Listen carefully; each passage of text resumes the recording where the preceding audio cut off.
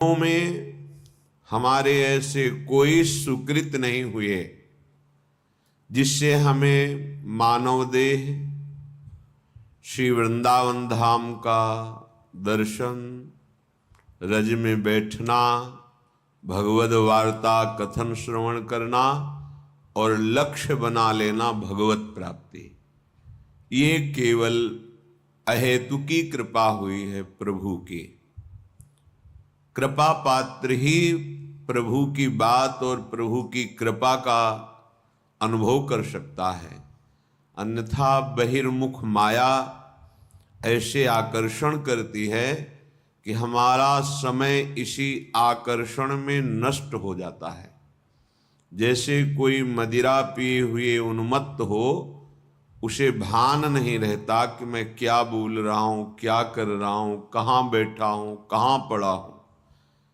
ऐसे ही ये माया काम की मदांधता, क्रोध की मदांधता, मोह की, मत्सर की, अभिमान की एक वृत्ति है, अनेकों वृत्तियां हैं जो हमें मतवाला उन्मादित करके ऐसे आचरण करवा देती हैं जिससे हम अशांत, क्लेशित, दुखी होकर के भटकते रहते हैं।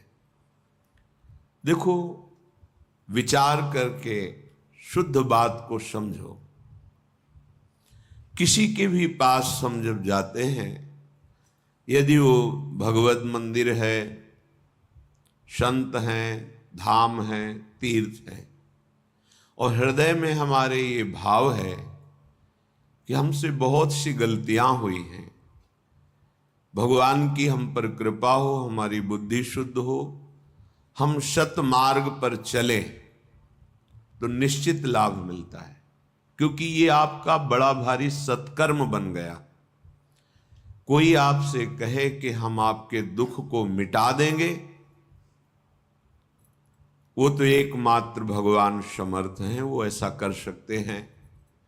या भक्तजन भगवान की प्रार्थना करके उनसे ऐसा निवेदन कर सकते हैं। अन्यथा सिद्धांत में, शास्त्रीय सिद्धांत में कहीं ऐसा कोई विधान नहीं पाया गया कि कोई बड़े से बड़े देवता अपने बल से तुम्हें दुख रहित कर दे। बहुत विवेक से सुनोगे तो समझ में आ जाएगा। ये जो हमारे वर्तमान तात्कालिक दुख हैं, ये हमारे पूर्व कर्मों का फल है, और कर्मों से मुक्ति दिलाने की सामर्थ्य एकमात्र भगवान श्री हरि और अभेद रूप भगवान हर महादेव, बस। अन्यथा आपके सुकृत कर्म का फल वो दे देंगे। दुष्कृत को भस्म कर सके, संचित कर्म को भस्म कर सके, इतनी सामर्थ्य किसी में नहीं है। बैठा लीजिए हृदय में, तर्क की आवश्यकता नहीं है। ये महापुरुषों के वचन, शास्त्र, स्वाध्याय, गुरु कृपा, इन सब से मिलित भाव है। ये कोई त्रिभुवन में नहीं है। एकमात्र भगवान हरि हर के सिवा दूसरा कोई हमें कर्म बंधन रहित कर सके, ऐसा नहीं है। हम जब आशीर्वाद मांगते हैं, किसी से कृपा की याचना करते हैं, तो उसका आंतरिक शास्त्रीय सिद्धांत का भाव यह है कि आप कृपा करो, हमारी बुद्धि शुद्ध हो जाए। शुद्ध बुद्धि शास्त्र के अनुसार चले, आपकी आज्ञा के अनुसार चले, भगवत चिंतन परायण रहे, एकमात्र आशीर्वाद। और ये मांगो या ना मांगो, संत महापुरुषों के हृदय में इस आशीर्वाद देने की पुलक रहती है। बिना मांगे वो आपको दे देंगे, बस आप स्वीकार कर लीजिए। और जो कहीं ये भ्रम हो कि नाना प्रकार के दुख सुख, नाना प्रकार के मान अपमान, लाभ हानि, ये और कोई मिटा देगा, तो भ्रम में मत पड़ना। आपका ज्ञान ही आपको इन द्वंद्वों से मुक्त करेगा, दूसरा नहीं। अगर ऐसा होता तो ऐसे सिद्ध महापुरुष हुए हैं ज्ञान में, जो साक्षात चलते फिरते ब्रह्म रूप और भक्ति में जिनके अधीन भगवान है। पर ऐसा देखा गया कि जो उन पर श्रद्धा करके उनकी आज्ञा का पालन करके साधना की, वही द्वंद्वों से मुक्त हो गए। अन्यथा समीप रहते हुए भी वो स्वाद नहीं ले पाए, परमार्थ का रसास्वादन नहीं कर पाए। तभी तो ऐसे महापुरुषों के साथ अभद्र व्यवहार साथ रहने वालों ने किया। उन महापुरुष के आंतरिक रस को, बल को वही पा सकता है जो उनकी आज्ञा के अनुसार उपासना करे। ये सिद्धांत है।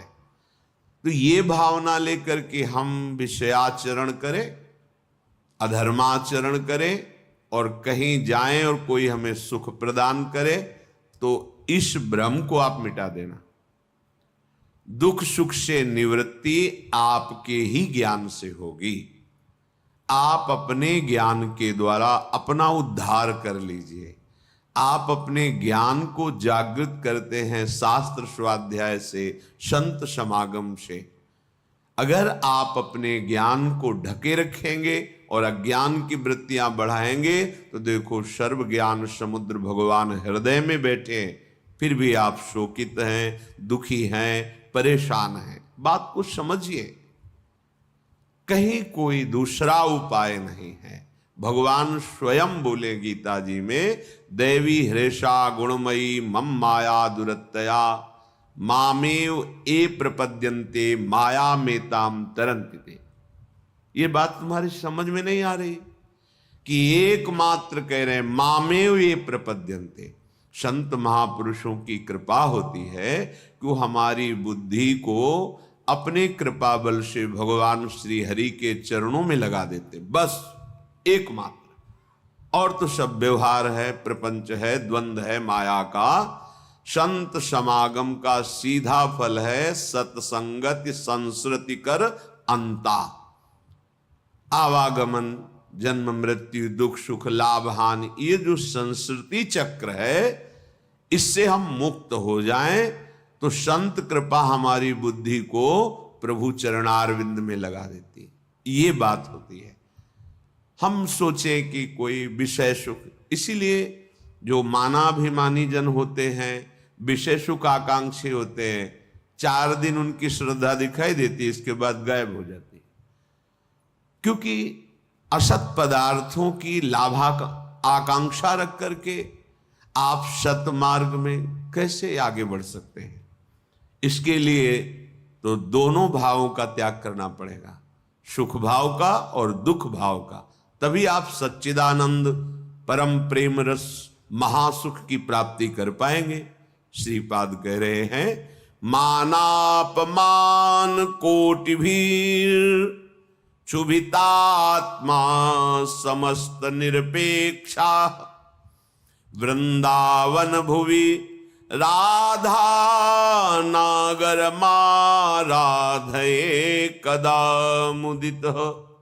हे भाई, परमानंद का मार्ग दुख सुख दोनों से परे है। ये जो सांसारिक सुख है, सांसारिक दुख है, इन दोनों से अलग है। ये करोड़ों प्रकार से तुम्हारा कोई मान करे या अपमान करे, कह रहे क्षुभितात्मा समस्त निरपेक्षा। तुम्हें अपने हृदय में क्षोभ नहीं होने देना है।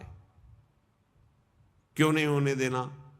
जैसे आप किसी नाटक में देखते हैं कि सामने वाले को मार डाला गया, आपको शोक नहीं होता, क्योंकि आपको पता है वो मारा नहीं गया, वो केवल नाटक है।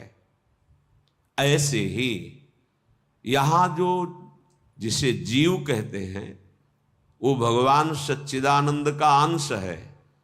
उसे कोई ब्रह्मास्त्र दिव्यास्त्र भी छेद नहीं सकता, मार नहीं सकता।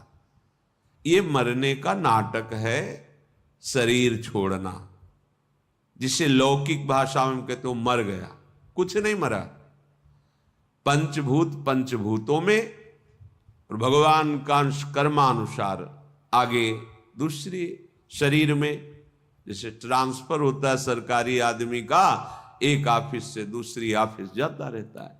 वहां उसको सुविधा मिलती है, गाड़ी बंगला आदि आदि, बस बदलता रहता है। अगर कृपा करें और ये बदलाव और आगे बढ़ाना बंद करके अपने चरणों के पास रख ले तो हम परम सुखी हो जाएं।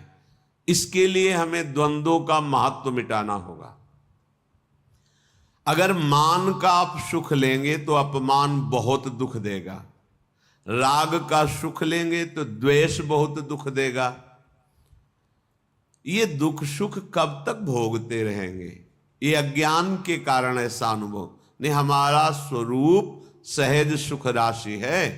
सहज शब्द का अर्थ होता है बिना किसी साधना के, बिना किसी चेष्टा के, बिना किसी कर्म के स्वाभाविक परमानंद। ये हमारा स्वरूप है। जो हमको किसी क्रिया से सुख प्राप्त होता है वो सात्विक सुख होता है, भगवदानंद नहीं। भगवदानंद स्वाभाविक है, सहज है। इसीलिए हमारी लाडली जू का एक नाम है सहजानंद वर्षिणी, सहज में आनंद की वर्षा करने वाली। अब ये सहज शब्द से हमारा परिचय नहीं तो लगता है बिना क्रियाओं से क्या हो जाएगा। जैसे कोई कहता है कि क्रियाओं से क्या हो जाएगा, हमने विचार करके देखा है सत क्रियाओं से बुद्धि पवित्र होती है, असत क्रियाओं से बुद्धि गंदी होती है। गंदी बुद्धि का गंदा निश्चय होता है, पवित्र बुद्धि का दिव्य निश्चय होता है। बस इतना हुआ क्रियाओं से। और बुद्धि का जब परमात्म स्वरूप में निश्चय होता है तो बुद्धि बुद्धि नहीं रह जाती, वो कृष्णाकार हो जाती, भगवदाकार हो जाती। यहीं से परमानंद की अनुभूति प्रारंभ होती है।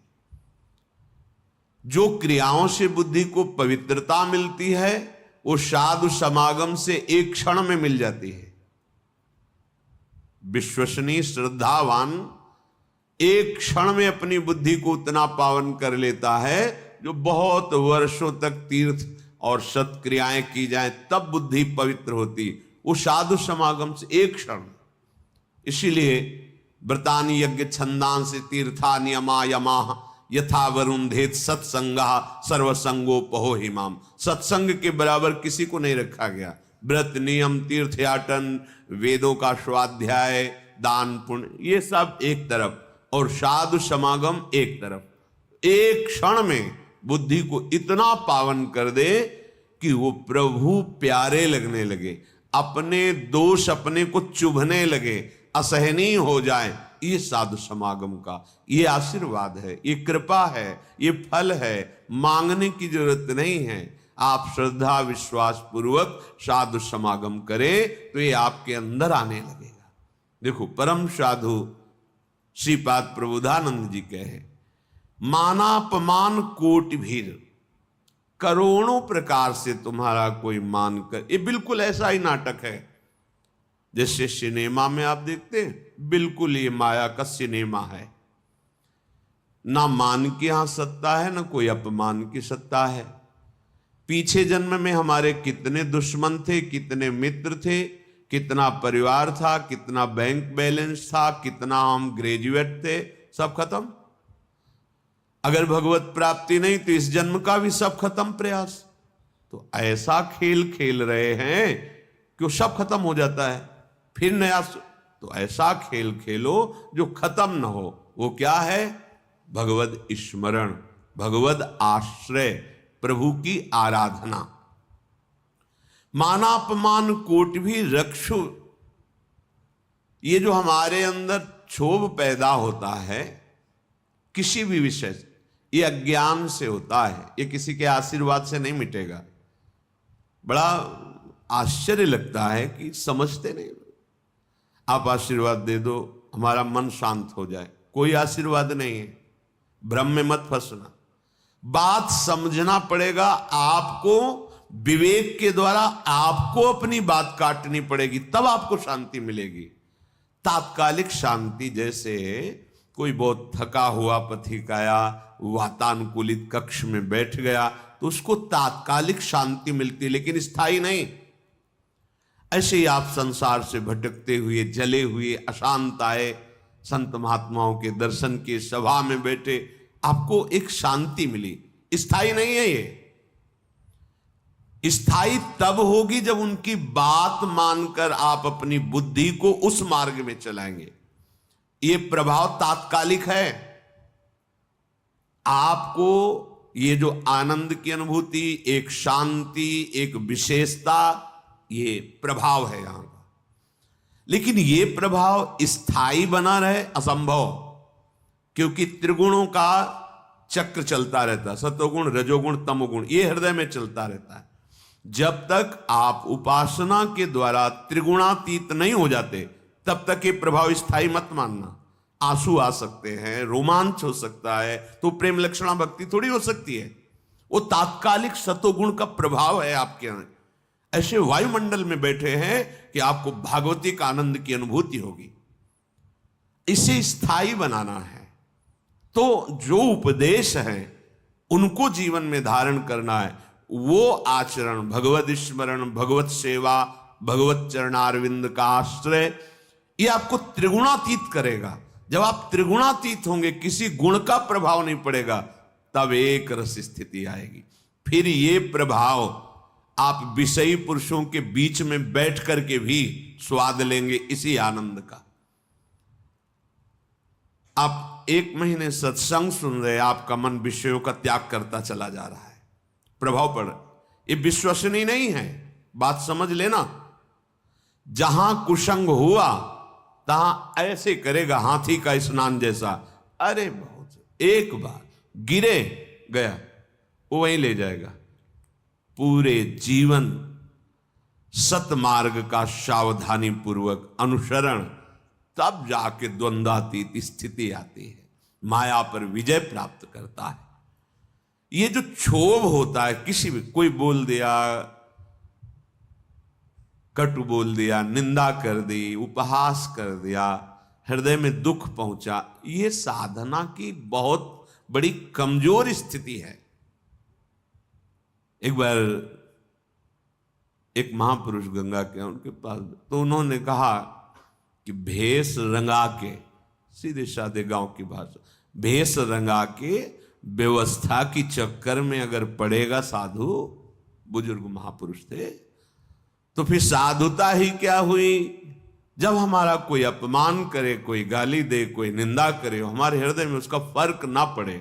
जैसे हम नाटक में देखते हैं, तो देख रहे हैं लेकिन पता है झूठा है, असत्य है। ऐसे ही ये नहीं कि भान नहीं हो रहा, भान हो रहा है कि गाली दे रहा है, ये अपमान का, पर उसका अस्तित्व तो नहीं है, वो असत्य वार्ता है, उसकी कोई सत्ता नहीं। जिसकी सत्ता नहीं, उसको जब हम सत्ता देते हैं तो हमारा हृदय दुखी हो जाता है। कह रहे क्षुभितात्मा समस्त निरपेक्षा, इसलिए इन समस्त द्वंद्वों से निरपेक्ष होना है। कैसे? बोले इसी मृत्यु लोक में बहुत सुंदर करुणा करके प्रभु ने उपाय रखा है। क्या? वृंदावन भूमि, वृंदावन भूमि में आओ, दर्शन करो। यहां बहुत सामर्थ्य है हृदय के परिवर्तन करने की, अलौकिक दिव्यता है। राधा नागर माराधे कदा मुदिता, किशोरी और किशोर जी की आराधना में तुम ऐसे आनंद को प्राप्त होगे कि ये कोई भी मान अपमान, दुख सुख, जन्म मृत्यु, ये तुम्हें व्यापेंगे नहीं। आओ, वृंदावन का आश्रय लो, वृंदावन के रसिकों का संग करो, तो राधा नागर की आराधना बनने लगेगी। कैसे? शरीरम श्री वृंदावन भुवि सदा स्थापय, मनः सदा पार्श्वे वृंदावन रसिकयोर न्यस्य भजने, वचस्तत्केलीना मनवरत गाने रमयत, कथा पीयूषादौ श्रवण युगलम प्रीति विकलम। शरीर को सदा सत्संग में रखो। अगर हमारा शरीर सत्संग में रहेगा तो मन प्रेम रस में भीनने के लायक बन जाएगा। तन ही राख सत्संग में, मन ही प्रेम रस भेयो। सुख चाहत हरिवंश हित, तो कृष्ण कल्प तरु सेयो। प्रायः सिद्धांत को थोड़ा ऐसे घुमा के कहा जाता है कि तन को संसार में मत रखो, तन के द्वारा नाना प्रकार के कर्म करो और मन रखो प्रभु में। यह सिद्ध पुरुष का लक्षण है, साधक का नहीं। यह सिद्ध पुरुष का लक्षण, जिसका मन भगवदाकार है तो विषय प्रपंच संसार के कार्य करता हुआ भी वो ज्यों जल में कमल का फूल रहे, निरपेक्ष रहता है। पर साधक, नवीन मार्ग का पथिक, सत्संग की आवश्यकता है। सत्संग क्या है? नाम सत, रूप सत, धाम सत, लीला सत, उनके प्रेमी जनों के वचन सत। इस पे हैं आप, तो सत्संग में हैं आप। धाम का चिंतन चल रहा है, प्रभु के नाम का जप चल रहा है, रूप का ध्यान चल रहा है, लीला गुण का कथन श्रवण कर रहे हो। कथा पीयूषादौ श्रवण युगलम, अपने दोनों कानों से युगल चंद श्यामा श्याम की कथा, गुण लीला चरित्र, इनका हम पान कर रहे हैं। ये देह वृंदावन रज से युक्त है, वृंदावन का आश्रय है, तो स्थापय मना सदा पार्श्वे। हमारा मन सदैव प्रियालाल के पार्श्व में, समीप में विराजमान रहेगा। मन ही प्रेम रस भयो। देखो, साधक की ऐसी स्थिति नहीं होती कि वो विषय सानिध्य में मन को प्रभु में रख सके। ये विषय का स्वभाव होता प्रमथनशील, व्याकुल करके, उन्माद पैदा करके मन और इंद्रियों को अधीन करता है। विषय पहले, फिर जब मन ही अधीन हुआ तभी तो क्रिया में उतरा। लेकिन सिद्ध पुरुष की ऐसी स्थिति नहीं होती। एक बार विदेहराज जनक से किसी महात्मा ने पूछा कि आप तो पूरा राजकाज संभालते हैं, पूरा रजोगुण का वैभव है, राजसी वैभव, आप विदेह कहे जाते हैं, कैसे विदेह? उन्होंने कहा कि ठीक, किसी समय बताएंगे, अभी तो अंदर से नहीं आ रही प्रेरणा, बताएंगे। क्या जनक जी उसी समय नहीं बता सकते? बता सकते थे, पर जब उससे प्रमाण के सहित तब पता चलता है। जाओ, आज प्रसाद पाकर शयन करो, प्रेरणा होगी हम बता देंगे। शयन कक्ष में बड़ी सुंदर राजा की सैया जैसे महात्मा को शयन कराया।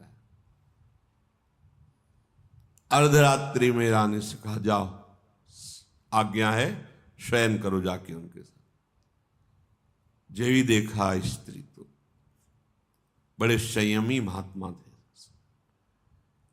वो जितना इधर शकील थे और नजदीक, दीवाल की तरफ मुंह करके समय व्यतीत किया। सुबह आए, बड़े गुस्सा से बोले, ये क्या तरीका है आपका? जानते हो हम संत हैं। फिर तो क्या हुआ महाराज? शायद वो आपकी पत्नी ही थी, सैया में जाके लेट गई। फिर क्या हुआ? फिर हम शकीलते गए। फिर क्या हुआ? जब दीवाल मिली तो उधर मुंह करके पड़े रहे। फिर कोई आपको परेशानी नहीं हुई? बोले, हमने पीछे फिर देखा ही नहीं, दीवाल की। तो तुमने उस शरीर को दीवाल क्यों नहीं मान लिया? उस शरीर को स्त्री शरीर मान करके भय करते रहे और दीवाल में आप संतोष कर लिए। अगर उसे ही एक दीवाल समझ लेते और आप यथावत अपनी शांति बनाए रखते। बोले, ऐसा कैसे हो सकता है? बोले, ऐसा हो सकता है जब एकाकार ब्रह्म स्थिति होती है। एक दिन वो आए तो देखा संतों के लिए वहां कोई रोक टोक नहीं थी। जनक जी अपने निज महल में शयन कर रहे थे, उन्मनी अवस्था थी। एक हाथ स्त्री के वक्षा स्थल पर और एक पैर हिलक गया था, तो नीचे सर्दी का समय था, अंगीठी उसके ताप में वो जल रहा था। दौड़ के गए, चरण हटाया, महाराज वास्तविक उनको होश नहीं था, ना स्त्री के वक्षा स्थल के स्पर्श का सुख था और ना अग्नि के ताप का भान था, ब्रह्माकार वृत्ति। ये सिद्ध पुरुषों का सहज स्वाभाविक स्थिति होती, मन का प्रभाव होता है कि वो अपने आराध्य में अब वो विषयान ग्रहणंतु मुंचंतु वा, वो तुम्हें दिखाई दे रहे हैं विषय सेवन करते हुए या प्रपंची लोगों के बीच में, उनकी एक रस स्थिति रहती है। पर साधक को, उपासक को मन को प्रभु में स्थापित करना है, क्योंकि वो विषयों में, तो इससे सावधान होकर सत्संग करना है। केवल वार्ता ही सत्संग नहीं कहलाती, इसका मनन करके आचरण में उतारना। सत हरि नाम है, सत हरि धाम है, सत हरि रूप है, सत हरि लीला है, सत हरि भजन करने वाले भगवत प्रेमी महात्मा जन हैं, इनका चिंतन सतत रहना, ये सत्संग है। तो सतत तभी रह सकता है जब तन ही राख सत्संग में, तन को अधिक से अधिक सत्संग में रखा जाए। ऐसे मित्र हों, ऐसे कुसंगी भोग हों, ऐसे कुसंगी दृश्य हों, कुसंगी वार्ता हो, फिर आप सोचो हम मन प्रभु में लगा ले, तो समझ में ही नहीं आएगी ये बात। इसीलिए कह रहे शरीरम श्री वृंदावन भुवि सदा स्थापे, तो मनः सदा पार्श्वे वृंदावन रसिकयोर न्यस्य भजने। जो रसिक महापुरुष युगल सरकार के भजन रस में डूबे हुए हैं, मन उस रस में पहुंचने लगेगा। जब आप रसिकों का संग करोगे, वृंदावन की रज लगाओगे, वचस तत्केली नाम नवरत गाने रमय तत्, वाणी का नियम बना लो कि हम अपनी जबान से किसी की निंदा नहीं करेंगे, प्रपंच की वार्ता नहीं करेंगे, आवश्यक बात बोल करके फिर नाम जप करेंगे या वाणी। अगर बात आपको समझ में आ जाए तो ये जो श्रीमद् चतुराशी जी है, इसके जो पद हैं, पहली बात तो तुम्हारा कोई भाव न बने, कोई श्रद्धा न बने, और अगर एक बार 84 जी का पाठ 24 घंटे में कर लेते हैं,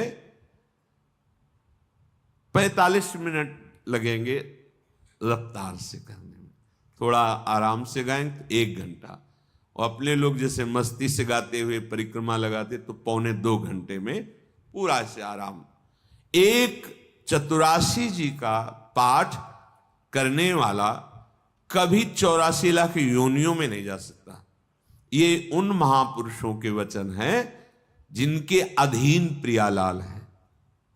छुट्टी 84 भ्रमंते निर्खय जुगल किशोर, कम से कम 84 लाख योनियों के दुख से तो आप मुक्त होना चाहते, नहीं प्रिया प्रीतम को देखना चाहते, नहीं सेवा चाहते, तो दुख से तो निकलना चाहते। वाणी जी अमोघ है, गुरु कृपा से ही बात समझ में आती है। अगर चतुराशी जी के किसी भी पद को आप कंठस्थ कर ले, कोई एक पद, और उसी को 100 बार 200 बार अंदर अंदर गुनगुनाइए, फिर आप देखिए कैसे आपका हृदय निर्मल होता है, कितनी जल्दी आपके अंदर भागवतिक सद्गुण आते हैं। पर आप कीजिए, घंटों चलते हुए प्रपंच की वार्ता कर लेंगे, पद नहीं गुनगुनाएंगे। व्यर्थ में बैठे मन कल्पना में घूम रहा है, उसको डांट करके नाम में नहीं लगाएंगे। देखो, अगर सुख प्राप्त करना, इसीलिए हम प्रायः आपसे प्रार्थना करते रहते हैं कि ये आशीर्वाद, ये कोई कृपा या कोई पदार्थ दे दे, इस भ्रम में मत रहना। ऐसे ऐसे महापुरुषों के दर्शन हुए हैं जो गुरु कृपा से, इष्ट कृपा से ही केवल उनका दर्शन हो सकता। दिगंबर, शरीर की शुद्ध नहीं, खान पान की, जहां पैर नहीं रख सकते हो ऐसी तपती हुई बालू, उसमें दिगंबर पड़े हैं, ब्रह्मानंद में मगन। आप जब तक अपने आप को सतमार्ग में नहीं लाएंगे, भजन में नहीं लाएंगे, असत मार्ग को त्यागेंगे, कोई सुखी नहीं कर सकता, कोई सुखी नहीं कर सकता। ये बात अंदर बैठा लो। कौन काहू के सुख दुख कर दाता, निज कृत कर्म भोग सुन भ्राता। इसलिए शरीरम श्री वृंदावन भुवि सदा स्थापे, मनः सदा पार्श्वे वृंदावन रसिकयोर न्यस्य भजने। आहा, जो युगल सरकार के भजन में रसिक जन डूबे हुए हैं, मन उनकी आज्ञा में दे दीजिए।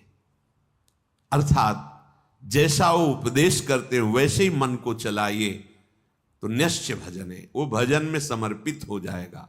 वचस्तत् केली नाम नवरत गाने रमय तत्, वाणी से उनकी केली रस का गान, बड़ा सुख मिलता है श्यामा श्याम को। सबसे बड़ा सुख मिलता है जब उनकी लीला का गायन करके सुनाते हो। जैसे आप गा रहे हो, आज निकुंज मंजू में खेलत नवल किशोर नवीन किशोरी, अति अनुपम अनुराग परस्पर सुना भूत भूतल्प। ये जोरी मुस्कुराती है प्रिया प्रीतम की। बस ये जहां प्रसन्न भये तो क्या होता है, जब राधिका श्याम प्रसन्न भये तो नित्य समीप सुख खींच ले। बस हमारी बात बन गई, हमारे मन को समीप। तो किशोरी मात मानम किमिश कुमारी नुकले, श्री लाडली जी के समीप उनकी सेवा की भावना और भाव देह दोनों प्राप्त हो जाता है। जब लाडली जी घसीट लेती है तो सेवा की भावना और सेवा जिससे संपादित होती, वो देह, जो सेवा संपादन की देह है, वो सच्चिदानंद है, पार्थिव देह नहीं, जन्म मरण वाला मलमूत्र बनाने वाला शरीर नहीं, चिदानंद देह। तब वो देख पाता है, जो यहां श्रीपाद के सदा पार्श्वे, वो देख पाता है अपनी प्राणेश्वरी स्वामिनी के पार्श्व में विराजमान। कैसा अद्भुत सुख। पर वचस्तत् केली नाम नवरत, नवीन नवीन सुख का अनुभव होना चाहिए, तभी मानना हृदय निर्मल हो। एक पद को 100 बार गा रहे तो हर बार आपको नया रस मिल रहा है। नाम जब के हर बार नया सुख मिल रहा है नाम से। राधा राधा राधा, हर बार एक नया अनुराग पैदा हो रहा है नाम के प्रति, नई आसक्ति पैदा हो रही है। कथा पीयूषादौ श्रवण युगल प्रीति विकलम, जब आप प्यारे जू की रूप माधुरी, गुण माधुरी, लीला माधुरी सुनेंगे तो कह रहे प्रीति विकलम, निश्चित ऐसे प्रेम विह्वल कर देने वाली वृत्ति पैदा होगी। ये काम क्रोध लोभ मोह मद मत्सर, ये राग द्वेष मान अपमान दुख सुख, ये छू ही नहीं जाएगा। आप इतनी ऊंचाई पर होंगे आपके हृदय की भूमिका कि आपका स्पर्श नहीं कर सकते हैं। ये हुआ आशीर्वाद, ये हुआ संत समागम, ये हुआ मनुष्य जीवन का परम लाभ। इसलिए धैर्य पूर्वक चलो, ये आशा मत करो कि तुम्हें कोई महान भक्त कहे, महान संत कहे तो तुम संत हो, तुम्हारा भजन सार्थक। कोई तुम्हें पाखंडी कह दे, गाली दे दे, निंदा कर दे, तो भजन का हमें कोई फल ही नहीं मिला, क्योंकि लोग गालियां दे रहे। देखो हमें भजन का फल मिला क्योंकि लोग प्रणाम। ये माया का आखिरी अस्त्र है।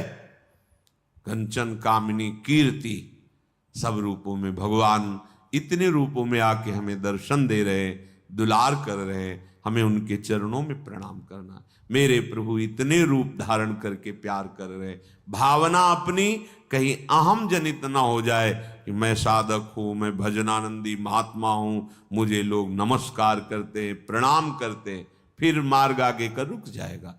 इसलिए कह रहे हैं निरपेक्षः, समस्त निरपेक्षः। ए नमस्कार प्रणाम, नाना प्रकार की प्रशंसा या कोई आश्चर्यजनक सिद्धियां तुम्हारे अंदर आ रही, सबसे निरपेक्ष रहो, इनका प्रयोग मत करना। तभी तुम श्री जी की सेवा का अधिकार, जो सच्चिदानंदमय जीवन है, वो तुम्हें प्राप्त हो जाएगा।